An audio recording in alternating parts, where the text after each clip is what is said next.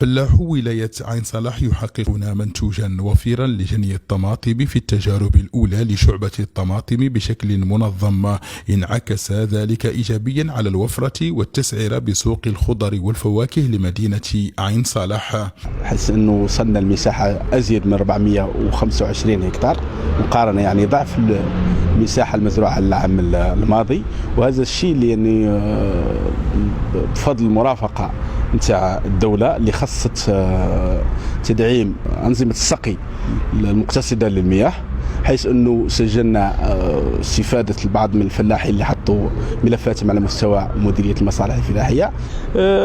لاحظنا أنه الكميات الحمد لله وافرة، حتى السعر الحمد لله راه اليوم في متناول الجميع، وانا لاحظنا حتى في الاسواق اللي راهي في حدود 40 دينار، بين 40 و50 دينار. الفلاحون الشباب الذين وجدوا في زراعة الطماطم ضالتهم بعدما حولوا الأراضي القاحلة إلى أراضي معطاة يناشدون بالمرافقة والتشجيع للوصول بولاية عين صلاح في منتوج الطماطم إلى مصف ولايات تصدير هذا المنتوج. اليوم راهي طلعت الشعبة الحمد لله، ونتمنى وتمشي الآفاق بعيد في هذه 2022 الله يبارك. وصلنا حتى ل 400 قطار، كنا بادين ب 120 ولا هكا، رانا في 400 قطار.